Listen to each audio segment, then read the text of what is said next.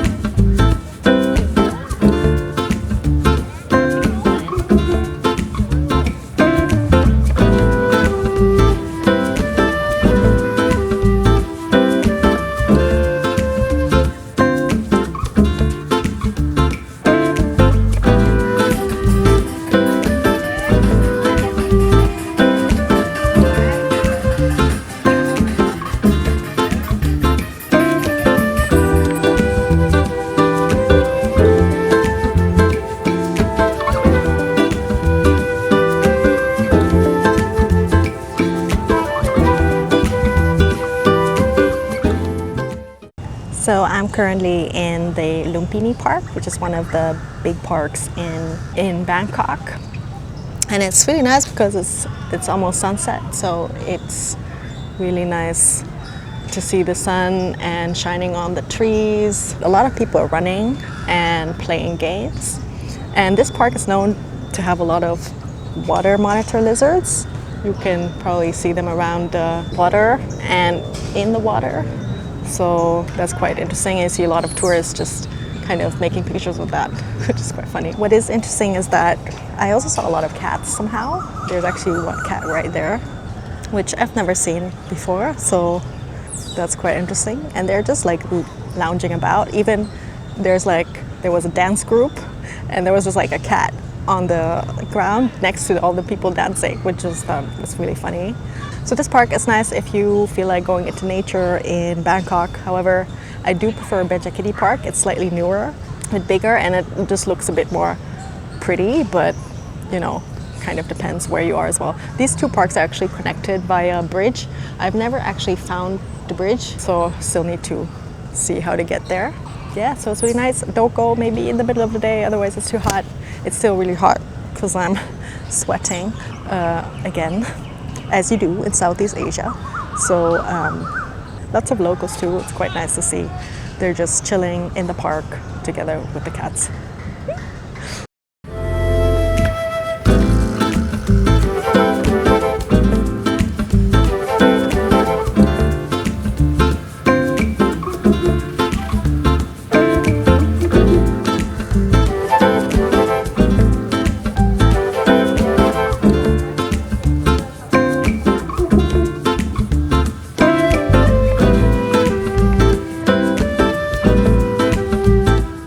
Hello there. Are you just a cat chilling? What? I'm just a cat chilling. But if you turn around, you fall, right? I guess it's not too high for you to fall. Sweet dreams.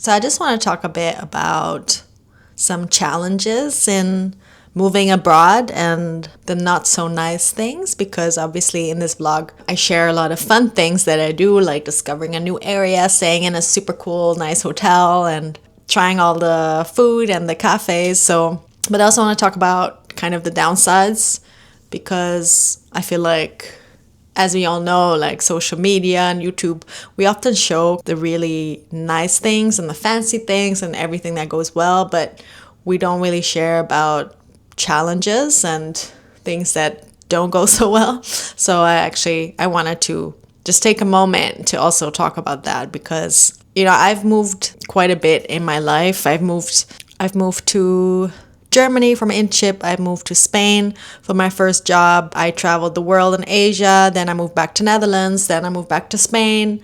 And every time I had to say goodbye to family and friends. And now, like in Spain, I lived there for 6 years and I've built up kind of a life. I had friends there.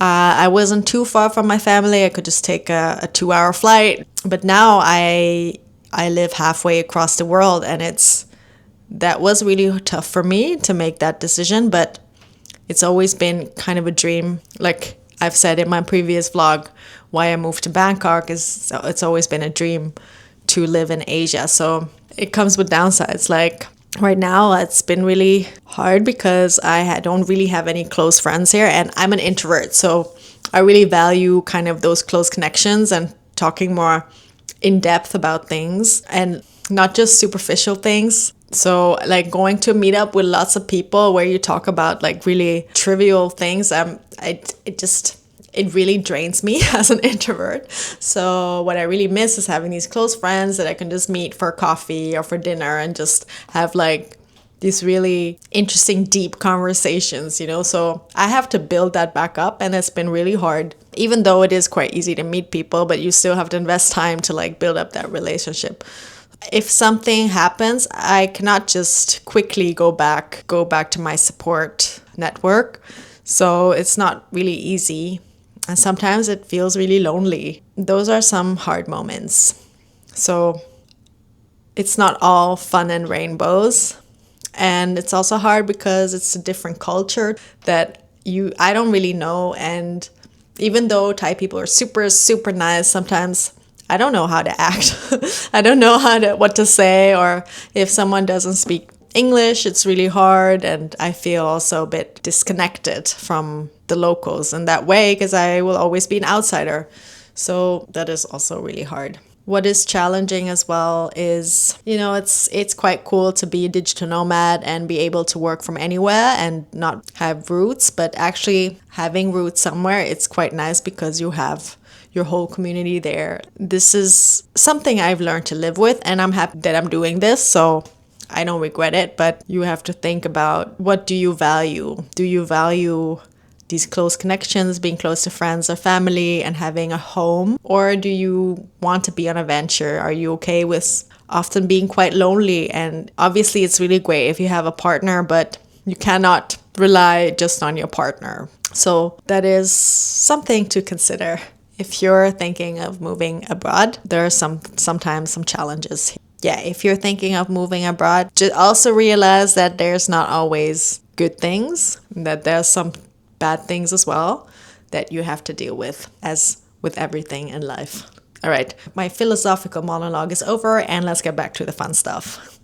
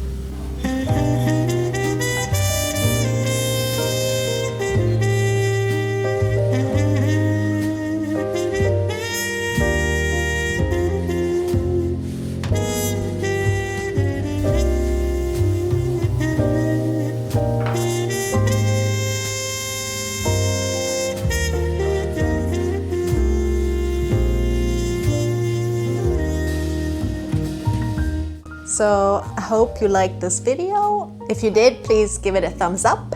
And if you want to see more content about me exploring Bangkok or other Asian destinations, please subscribe. I really appreciate all the support so far. I'm still a small channel, so thank you so much for watching until here. Really means a lot to me. And yeah, see you in the next one.